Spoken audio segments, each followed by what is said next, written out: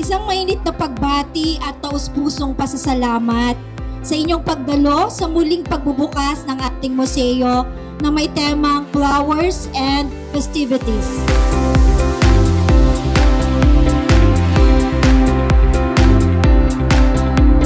Ang mission ng aming exhibit na to ay talagang para sa kabataan.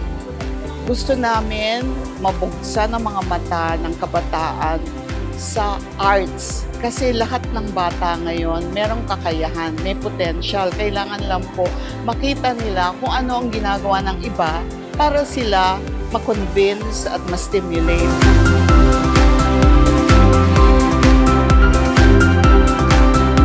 I am Zoe Del Mundo and I am the youngest exhibitor. I am 10 years old and this is my art. My experience is it's fun when we are doing art because it is relaxing to me when I do it.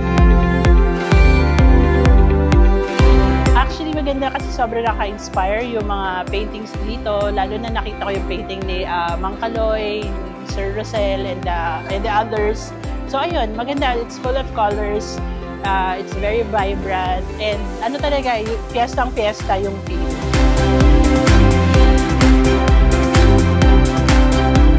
Isang makulay na pagdiriwang ng sining, kultura at kalikasan ng ating mahal na bayan.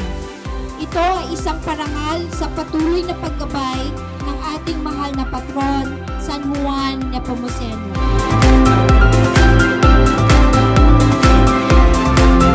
Katulad po nitong exhibit ito po ay malalighten ng inyong experience at sigurado pong magwa-wonder at ma-amaze kayo sa mga talent ng inyong local artists. And at the same time, may inganyo kayo na kayo mismo ay maging bahagi nito at kung hindi man, kayo mismo ay maging artist din.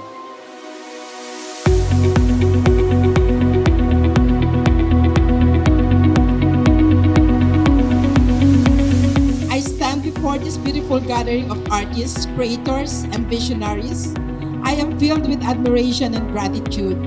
Your works, which reflect the vibrant soul of San Juan, its traditions, talents, and stories, remind us of the richness of our heritage and the boundless creativity of our kababayans. Maraming salamat sa Panginoon sapagkat marami ang nagtitiwala sa atin para pamunuan ito.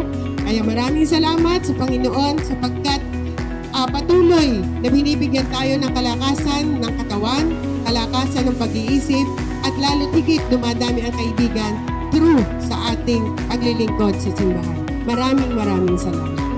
Count po natin. 1, 2, 3. Congratulations! Kaya po lahat kayo ay inaanyayahan ko na makabisita dito sa exhibit dito po sa museo ng simbahan. Makasaysayan po ang aming lugar at makasaysayan din ang mga nakadisplay. At huwag niyong kakalimutan na 2 beses sa isang taon, meron kami ganitong klaseng exhibit. Isa pagka-piesta, ang tawag dito Flores de Mayo, at paglambayong. Kaya hindi po kayo makakalimutan na sumali at gumanap sa aming mga projects. Alay ito sa inyo, lalo na sa kabataan, sa lahat po ng taga San Juan, at sa lahat po ng turista bumibisita sa San Juan. Mabuhay po kayong lahat.